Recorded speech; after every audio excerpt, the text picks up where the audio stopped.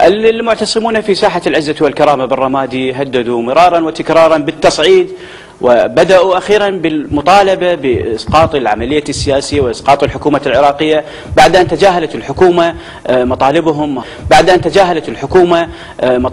وحقيقة ارتأينا أن نكون متواصلين مع شيوخ ووجهاء العشائر بالأنبار. معي الآن الشيخ مؤيد الحميشي أحد شيوخ عشيرة البوذياض، وكذلك معي الشيخ جبار العجاج أحد شيوخ عشيرة البوعساف للحديث عن جملة من المسائل والحديث عن مطالب المتظاهرين. شيخ مؤيد، مرحبا بك أولا. أهلا مرحبا، تحياتي لك ومقدم البرنامج. شيخ مؤيد، كيف تنظرون أنتم كشيوخ عشائر إلى مطالب المتظاهرين والمعتصمين في الأنبار؟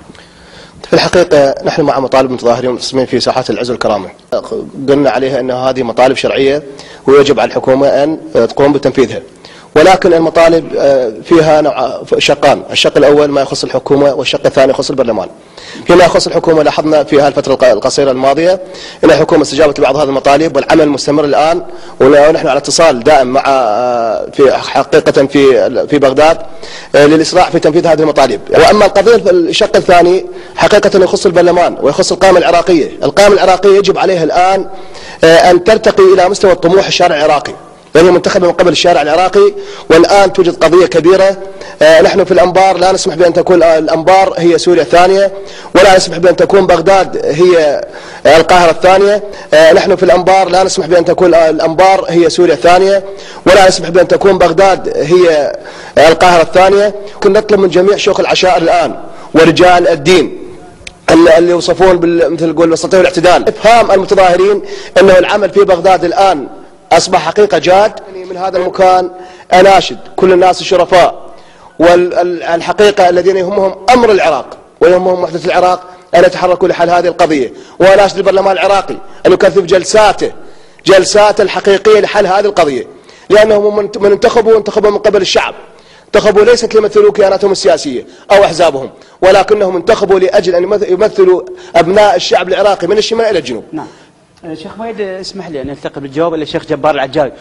شيخ جبار، الحكومة العراقية المعتصمون متواجدون في ساحة الاعتصام منذ أكثر من شهر يعني. نعم. وما زالت الحكومة تسوف وتماطل بالاستجابة لأبسط حق من حقوقهم.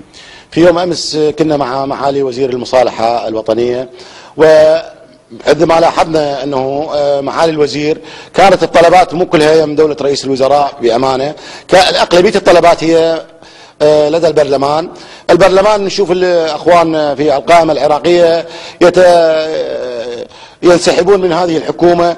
لا نعلم لماذا ينسحبون، ولا نعلم كيف يرضون ويعودون إلى وزرائهم.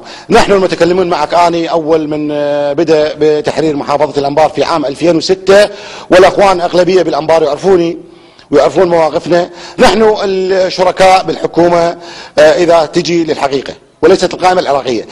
القائمة العراقية للأسف الشديد، القائمة العراقية حصلت على استحقاق انتخابي شيخ جبار، حصلت على استحقاق انتخابي. نحن اللي صعدنا القائمة العراقية.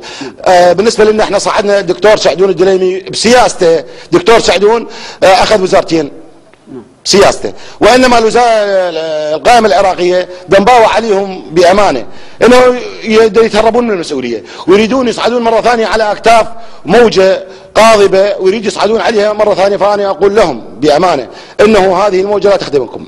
مطالب المتظاهرين مطالب مشروعة، لماذا لم تستجب الحكومة لهذه يا أخي المطالب المستجابة بالنسبة للمتظاهرين بأمانة، البارحة من قلت لك نحن من ذهبنا إلى بغداد لقيناها كلها مستجابة، قسم منها لا ما مستجابة. مثل ما أحد الشيوخ خرج علينا يقول الناس اللي ذهبت إلى المحافظ. السيد محافظ الأنبار بأمانة هسه من تجي لشوارع الأنبار وتشوفها من 80 عام الأنبار لا يوجد فيها عمل في مثل هذا الشيء. محافظ الأنبار رجع للميزانية $2، الميزانية كلها كملها.